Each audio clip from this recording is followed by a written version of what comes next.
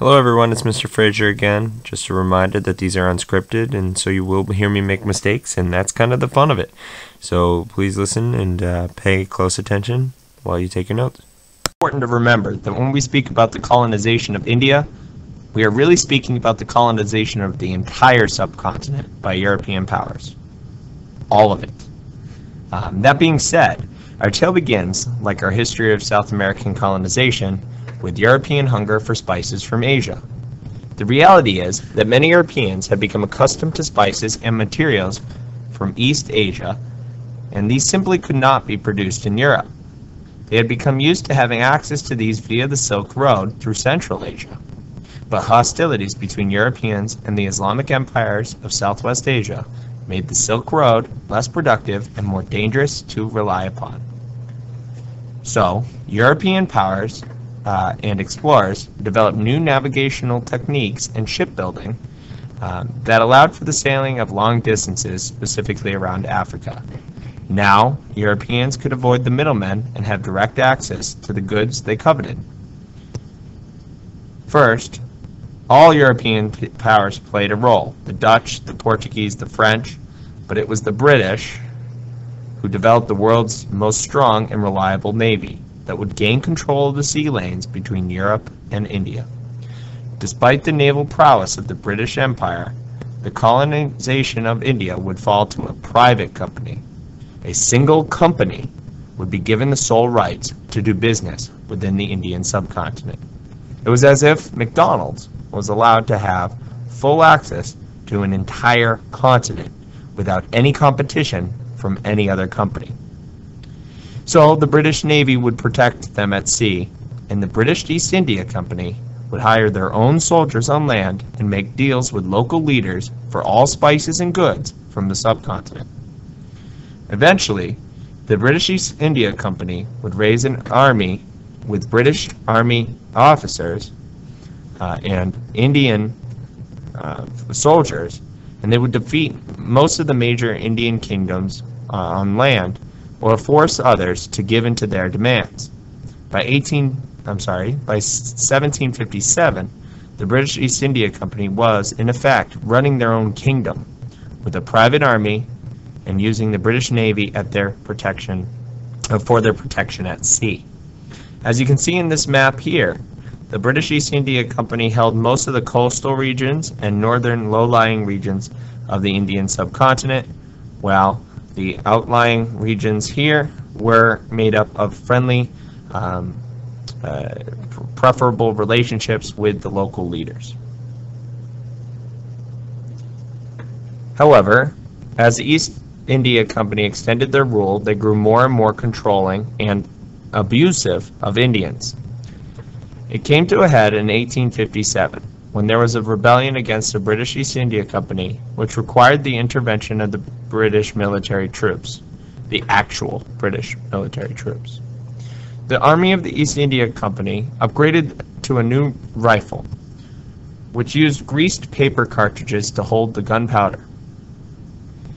In order to open the cartridge and load the rifles, the hired Indian troops, or sepoys, had to bite into the paper and tear it with their teeth before pouring the gunpowder and cartridge into the rifle. Rumors began in 1856 that the grease on the cartridge was made of a mixture from fats of beef and pork. Eating cows, of course, is forbidden in Hinduism, while consumption of pork is banned in Islam. Thus, the British East India Company had managed to seriously offend both Hindu and Muslim troops, the majority of their sepoy Indian army. The company was completely outgunned, as the sepoys were the majority of their fighters, and the company pleaded to the British for help. The British helped put down the revolt, but could not justify in leaving a company in control when it was necessary to bring in troops in time of need. Thus, the government took control from the East India Company of all of the subcontinent. The time when the British directly controlled India now began, and it was known as the Raj. The British Raj was credited with creating famines and Indian disunity in order to maintain control of such a wide and varied area. The British were so small in number compared to the Indians that in order to maintain control, the British sought to divide the population to not fully work with each other. They used rumors and distrust, published stories of Hindus attacking Muslims and Muslims attacking Hindus. And even though Muslims and Hindus had lived peacefully for 1,000 years, the British continually promoted stories and circumstances that highlighted their differences. While the British limited the rights of both sides also claimed that negative circumstances were the fault of the other, allowing the British to have a more peaceful rule, though it would later cause problems. After some issues of discontent, and with the end of World War I, the British felt it was necessary to begin giving some rights to the people of India. They began to allow councils to be formed in each province. These steps allowed for a greater discussion about the general situation in India. Because of this, new leaders were allowed to finally emerge, who would highlight the problems that the British had caused in the subcontinent, and begin to push for independence from Britain and separation. Though there was still a level of distrust between the two sides, Hindus and Muslims, the two groups were willing to work together to gain independence from the British. This is where in our story a man named Mahatma Gandhi emerges. Gandhi was an educated lawyer, but quickly became involved in the political situation within India. Though many different paths to independence had been suggested, including openly fighting on the battlefield, Gandhi believed in the value of a form of protest called nonviolent protest. He is best known for two particular protests that led to the eventual independence of India. The first is the Salt March, and the second is the Homespun Movement. There are a few things that humans need to stay healthy. Salt is one of them. The body relies on salt. This is one of the reasons that salt has been such a precious material to all of human history. The British realized this, and luckily had a massive salt industry in Liverpool, England. However, after the American Revolution and the creation of North American salt mines, there was a shrinking market for this Liverpool salt. The British mines and the industry were losing money, negatively impacting the British economy. So, the government of Britain realized that their control of millions of people in India could be a benefit to the English economy.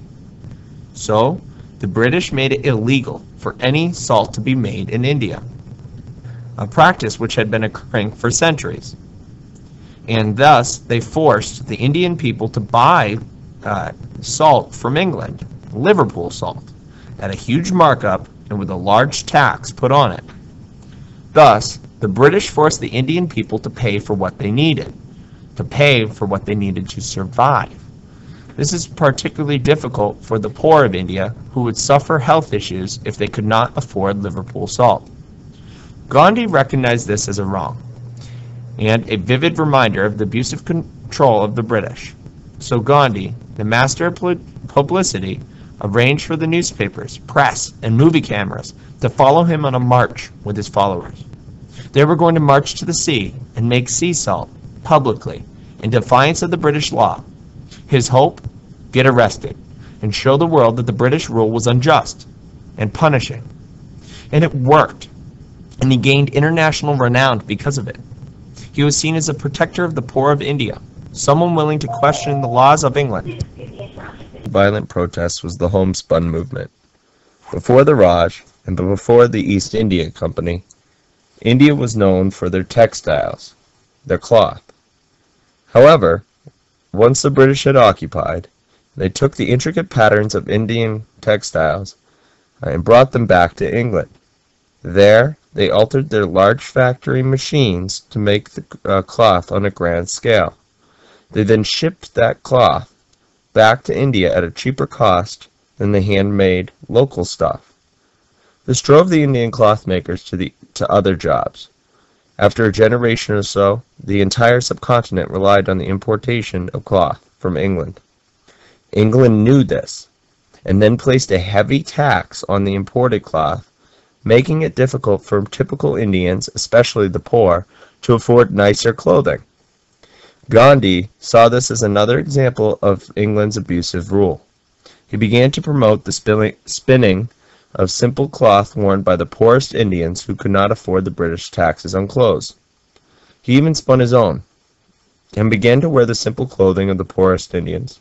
The result, besides an individual style change, was an economic impact on the British cloth industry that convinced the government to lower their taxes. These movements were all captured by the press.